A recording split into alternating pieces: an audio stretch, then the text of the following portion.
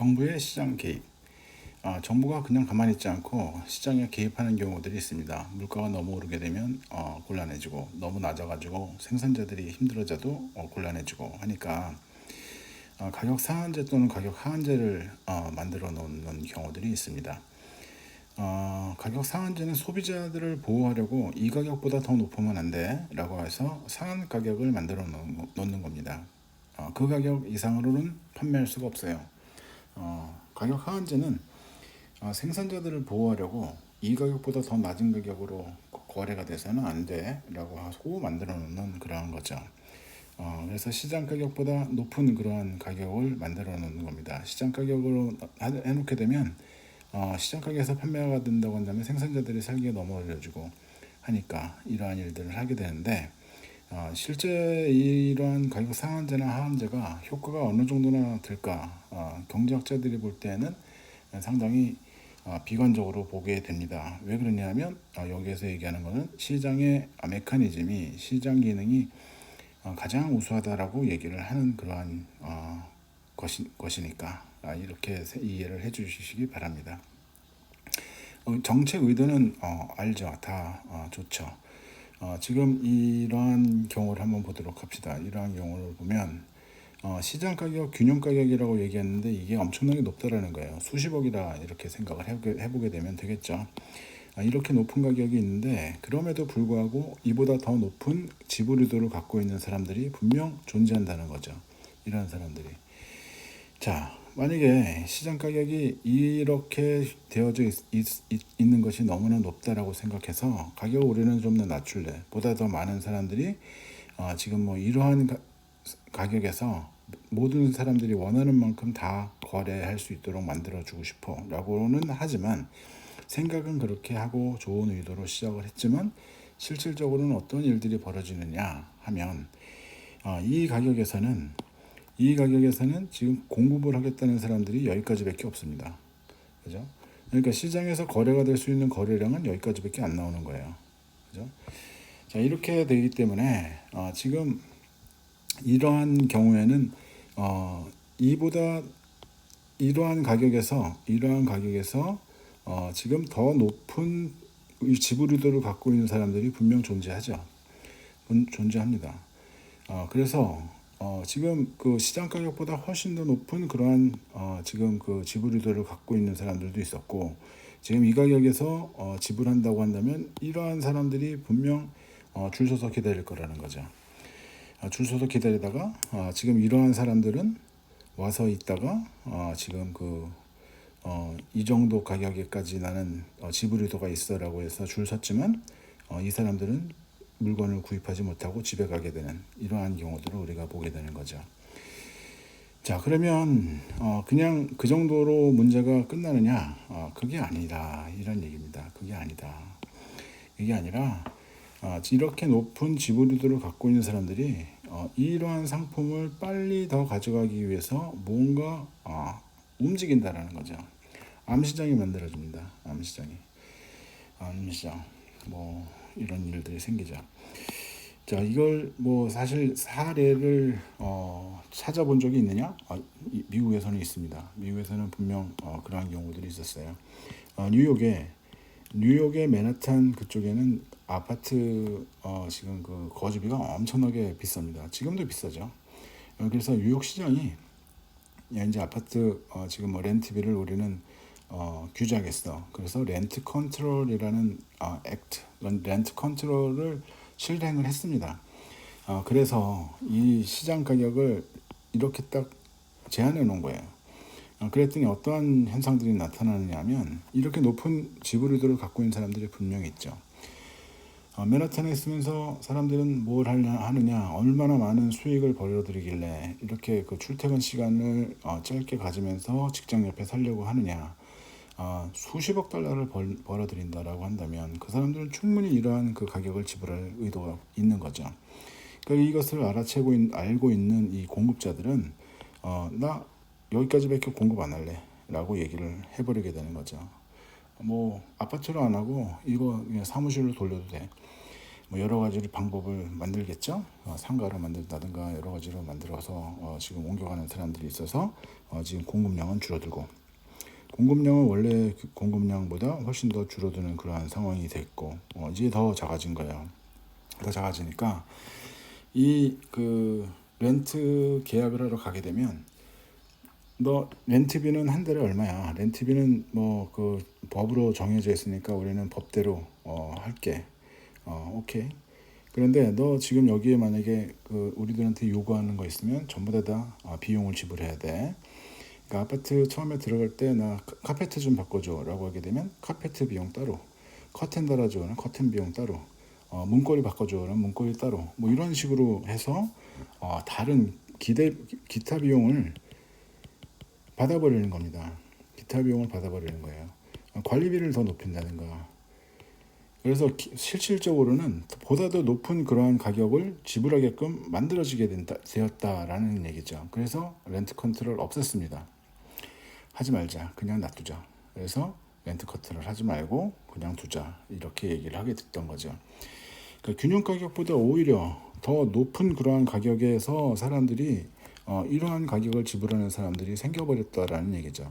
의도는 여기까지만 지불하고 지금 보다 더 많은 사람들이 소비할 수 있도록 했으면 좋겠다라고 했지만, 실제로 거래되는 양은 여기까지밖에 안 되고, 그러니까 원래 했다고 한다면 사람들은 지금 뭐 그 소비자 잉여, 생산자 잉여가 이렇게 있을 수 있었다라고 한다면, 지금 여기에서는 이러한 사람들의 높은 가격을 다 받아버린 거예요. 그러니까 소비자 잉여는 없어져 버리고 생산자 잉여만 이렇게 남게 되는 거였죠. 이런 문제들을 우리가 보게 되었었다. 그래서 우리가 이렇게 시장에 함부로 개입해서는 안 된다라고 얘기하는 것이죠. 함부로 개입해서는 안 된다. 가격 상한제 얘기, 뭐 다른 것들도 사실은 뭐 없잖아 있습니다. 그러니까 뭐 유치원 같은 경우, 영어 유치원이나 뭐 이런 경우 옛날에 그 한동안 굉장히 유행하던 그러한 시기가 있었죠. 근데 영어 유치원이나 아니면 무슨 영어 학원이라든가 뭐 이런 데서 그 많이 쓰던 그 마케팅 방법이 거기 나 뭐 등록하고 싶은데요 그러면 웨이팅 리스트에 올려드릴까요? 이렇게 얘기하는 겁니다. 웨이팅 리스트가 있어요, 진짜로. 뭐 진짜로 있는 경우도 있고 진짜로 그렇지 않은데 웨이팅 리스트에 올려라라고 하면서 기다리게 만드는 거죠. 일종의 마케팅입니다. 그래서 그러한 경우를 보다 보면 사람들이 야 이거 더 빨리 보내야 되는데 라고 해서 혹시 뭐 필요한 거 있으십니까? 에어컨이라도 새로 바꿔드릴까요? 뭐 이런 식의 그 얘기를 하게끔 만들어 주는 겁니다. 그래서 지금 그 실제 그냥 뭐 가격에 시장 가격에 다 맡겨 놓았으면 오히려 더 낮은 가격이었을 텐데, 이런 생각을 하게 되는 겁니다. 가격 상한제 이보다 더 높은 가격을 받으면 안 돼라고 생각을 했지만, 여기는 불법, 이렇게 가격은 여기는 불법 이렇게 얘기했는데, 지금 이거는 현실적으로 지금 그 해결이 되지 않았었다, 이런 얘기죠. 가격 하한제도 사실은 문제입니다. 어떠한 경우냐, 우리는 가격 하한제의 그 가장 대표적인 게 최저임금제하고 곡물가격 안정 뭐 이런 것들을 위해서 곡물가격을 그 정부 수매제도 하게 되는 거죠. 근데 이제 이 가격 하한으로 만들어 놔서 이것보다 더 낮은 가격은 불법, 여기는 불법이에요. 여기는 불법, 이렇게 되는 거죠. 근데 이렇게 되다 보니까 어떤 식이냐면, 이 가격에 사겠다는 사람들은 여기까지밖에 없는 거죠. 가격에 사겠다는 사람들은 여기까지밖에 없는 거예요. 그러니까 시장에서 거래되는 건 여기로 끝이죠. 근데 생산하는 사람들은 이보다 훨씬 더 많은 양을 생산을 해요. 이렇게 여기까지 생산을 합니다. 그러면 초과 공급이죠. 초과 공급을 누군가가 메꿔줘야만, 이만큼을 누군가가 지불을 해줘야만 이 가격이 유지가 되고 이 시장이 유지가 돼요. 그렇지 않으면 가격이 떨어질 수밖에 없습니다. 그래서 어떤 일들을 하게 되느냐 하면, 곡물 가격 안정을 위해서 만약에 그 가격 뭐 정부에서 수매를 해요. 근데 이 가격에 다 삽니다. 이 가격에 다 사. 이 가격에 다 사는데 사실은 이게 남죠. 남으면 창고에다가 보관을 해야 됩니다. 창고에다 계속 보관을 해요. 1년 지나고 2년 지나고 또 보관하고 1년 지나고 2년 지나고 또 보관하고 그러다가 정말 홍수 나서 어떤 일이 생기게 되면 위에 있는 거 갖다가 쓰고 그 다음에 이거 없어졌으니까 기다렸다가 그 다음에 뭐 괜찮아지게 되면 또 사고 그러다 보면 이미 다가 썩어버리죠. 그래서 썩어버려서 갖다 버리고 이러한 일들이 생기는 거 없습니다. 창고 보관 기술이 과거에는 안 좋았거든요. 요즘에는 좋겠죠. 그죠? 근데 이러한 일들을 우리가 보다가 하는 얘기가 이거만큼을 누군가가 사야 돼. 정부에서 정부 지원으로 해야 되는 거야. 재정이 악화되는 거죠. 재정 악화가 되면 악화되게 되면 정부 너희들 능력 없다 이런 얘기들을 하고서 정권 교체 얘기 나오게 되는 겁니다. 그러니까 재정 악화 안 시키려고 굉장히 노력은 하겠지만 사실은 이건 피할 수가 없어요. 이러한 일들이 생기게 되는 거죠. 그래서 지금 뭐 이러한 문제들을 우리는 볼 수가 있다. 최저임금제 같은 경우는 어떻게 되느냐? 지금 노동에 대한 수요와 노동에 대한 공급 그리고 임금을 줄게 되는 거죠. 최저임금 이것이 보게 되면 너무 낮으니까 노동에 대한 수요, 노동에 대한 공급 이렇게 되어져 있는 거죠. 임금을 이렇게 제한을 하는 겁니다. 이보다 더 낮으면 여기는 불법. 이보다 더 높아야 돼라고 하니까 지금 이 시장에서 이러한 사람들에 대해서 노동을 수요하고 있는 사람들은 굉장히 작아지죠. 공급을 하겠다는 사람들은 훨씬 더 많죠. 그러니까 어떻게 되는 겁니까? 실업자가 증가한다. 이런 얘기들을 우리가 보게 되는 거죠. 그래서 최저임금제가 모두를 다 행복하게 만들 수 있느냐라고 보게 되면 그렇지는 않더라. 시장에다 모든 것을 다 맡겨놓는 것이 좋다 이렇게 얘기를 하죠. 근데 우리는 그렇게 할 수가 없습니다. 그렇게 했다가 큰일 나죠. 그죠? 최저임금제 말 많죠. 그죠? 뭐 조금 더 얘기하게 되면 정치적인 성향 뭐 이런 얘기들을 하게 되기 때문에 거기에 대해서는 더 얘기하지 말도록 하죠. 그죠? 그래서 가격 상한제, 하한제, 지금 정부의 개입 이런 얘기들을 하다 보면 어떠한 것이 있냐? 정부가 개입은 할 수가 있습니다. 정말 위급한 상황이라고 한다면 가격을 규제하는 그러한 방법을 생각할 수가 있지만 사실은 시장에다 모든 것을 맡겨놓느니만 못하더라. 시장에다 모든 것을 맡겨놓으면 그냥 이렇게 남아 돌아가는 그런 거 없이 그냥 다 될 텐데 시장에 진입 퇴출하면서 죄송합니다. 맡겨놓으면서 이것을 지금 뭐 남아 돌아가는 그런 것 없이 초과 수요, 초과 공급 이런 문제 생기지 않고 재정 악화 이런 문제도 없이 문제가 경제를 운영할 수 있을 텐데 시장에다 맡겨놓지 않고 정부가 개입하는 순간 의도는 좋았으나 결과는 지금 그 정부가 원하는 대로 가지는 않았다 이런 얘기들을 하게 되는 겁니다. 자, 세금을 부과하는 경우를 한번 보도록 합시다. 세금을 부과하는 경우를 보게 되면 지금 뭐 가격 상한제로 뭐 이렇게 얘기하는 게 아니라 이제는 정부에서 세금을 부과하는 거예요. 소비자에게 소비세, 판매자에게 판매세 뭐 이런 것들을 부과하게 되는 경우들이 있을 수가 있죠. 근데 법적으로는 그 소비자가 뭐 생산자와 나눠서 생산자에게 뭐 그 소비세가 붙지는 않죠. 생산자에게는 판매세가 붙죠. 그죠? 그리고 소비자에게는 그 판매세가 붙는 게 아니라 소비세가 붙는 거죠. 그죠? 이런 것들을 보게 되는데 사실은 법적으로는 그렇게 만들어놨지만 그 경제적으로 이 세금이 어디로 귀착이 되느냐 라고 보게 되면 법적으로 그 만들어 놓은 의도와는 달리 지금 실적으로 부담하는 그러한 세금이 생산자 판매자에게 나눠 가더라 이런 얘기를 보게 됩니다. 그래서 이 조세가 부과가 되는 경우에 누가 더 많은 세금을 부과하게 되느냐라고 보게 되면 수요가 만약에 비탄력적이다 그러면 소비자가, 공급이 만약에 비탄력적이다라고 한다면 공급자가, 이렇게 그 비탄력적인 측에서 조세를 더 많이 부담하더라 이런 거죠. 이런 건 이제 말로만 들으면 잘 이해가 안 될 수가 있기 때문에 이것을 이제 뭐 하나씩 나누어서 보도록 하죠. 자, 원래의 그 공급은 이렇게 되어져 있었습니다. 이렇게 수요는 이렇게 되어져 있었었죠. 근데 지금 이 그 정부에서 세금을 지금 공급자에게 판매세를 이만큼을 내도록 한 거예요. 그러니까 공급자의 입장에서는 비용이 더 증가한 거죠. 그러니 공급고수는 이렇게 옮겨왔습니다. 공급고수는 이렇게 옮겨와서 보니까 시장에서 새로운 균형점은 이 점으로 만들어진 거죠. 새로운 균형점입니다. 균형 가격이 된 거죠. 그러니까 상품을 사가는 사람들의 입장에서는 여기에서 그 물건의 가격을 지불하는 거죠. 근데 공급자들이 받는 그러한 가격은 공급자들은 이만큼을 받게 되는 겁니다. 이만큼은 세금이죠. 텍스. 네, 이렇게 해서 그 구분해서 보니까 어떤 식이 됐냐면 소비자들이 지불하는 가격은 여기, 공급자들이 받아가는 가격은 여기, 나머지는 세금으로 정부가 가져가는 거야. 그러니까 원래 균형 가격하고 비교를 해보자. 원래 균형 가격보다 더 높은 가격을 지불하게 돼 소비자는. 그리고 원래 균형 가격보다 더 낮은 가격을 지금 받게 되는 거죠. 그 생산자들은. 그래서 생산자들은 이만큼의 부담을 하게 되는 거고 소비자들은 이만큼의 세금 부담이 생기는 겁니다. 그러니까 판매세라고 해가지고 공급자들에게 부과를 했더니 실질적으로 보니까 소비자와 생산자가 나누어서 내더라 이런 얘기죠. 자, 그래서 지금 법적인 규칙은 공급자에게 있었으나 경제적인 규칙은 소비자와 공급자가 나누어서 내는 그러한 경우들을 보더라 이런 얘기입니다.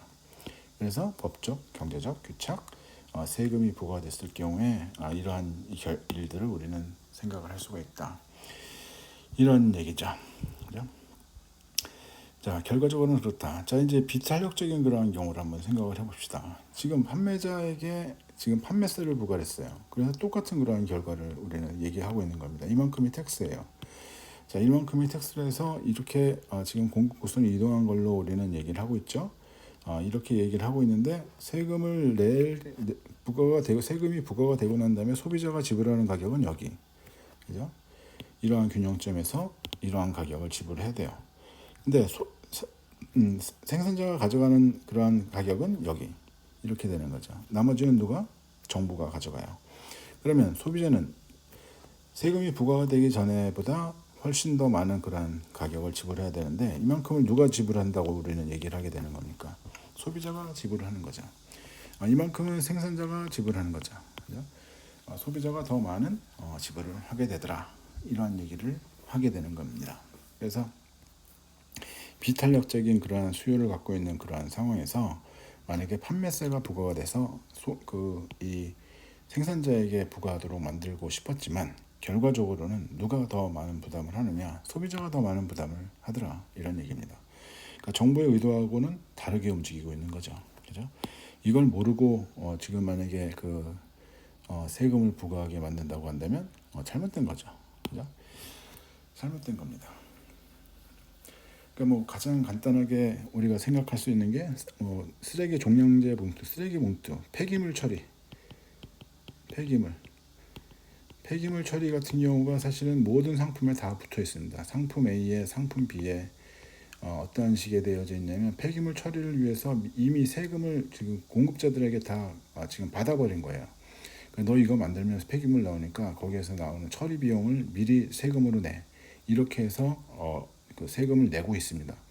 실제로 이러한 세금이 부과가 돼서 공급이 이렇게 형성이 되고 나면 세금은 만약에 이것이 비탄력적인 경우에는 소비자가 이것을 다 부담하게 되는 그러한 경우들을 우리가 보더라 이런 얘기입니다. 그래서 너희들의 의도와는 달리 그 소비자가 부담을 하게 됐어 이렇게 얘기하면서 소비자들이 그만 좀 올려라 이런 얘기들을 하게 되는 거죠. 세금을 그만 좀 걷어라.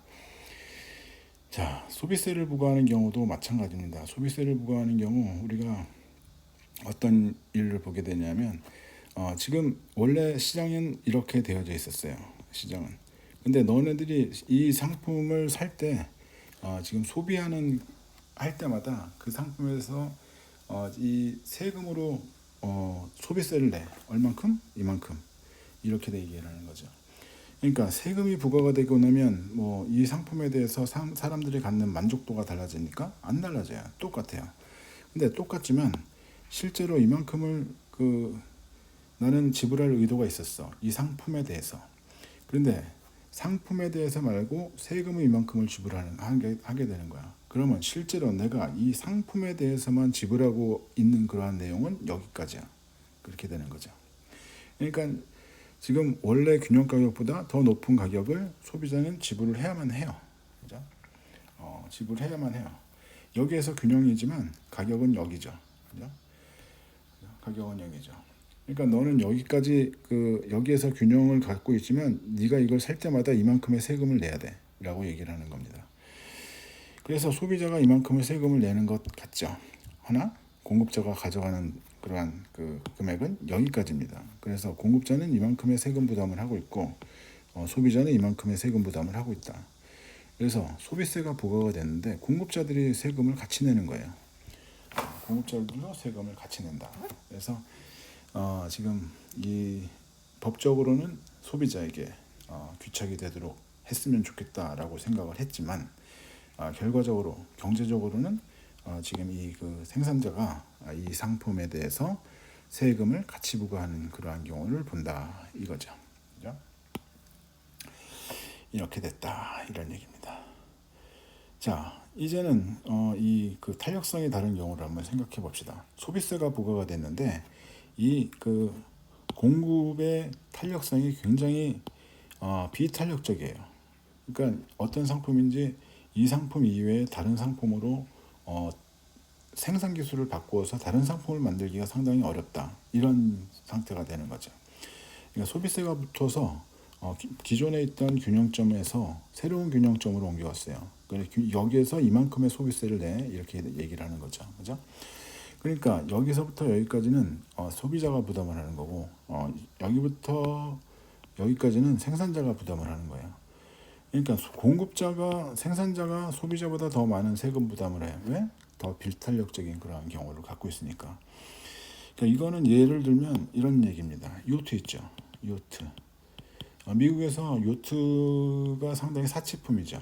그러니까 은퇴하고 나면 난 뭐 하고 싶어? 라고 하게 되면 미국 애들은 요트 사서 슬슬 여행 다니고 요트에서 자고 낚시 가고 더울 때는 위쪽으로 따뜻할 땐 남쪽으로 뭐 이렇게 살고 싶어 이렇게 얘기하는 경우죠.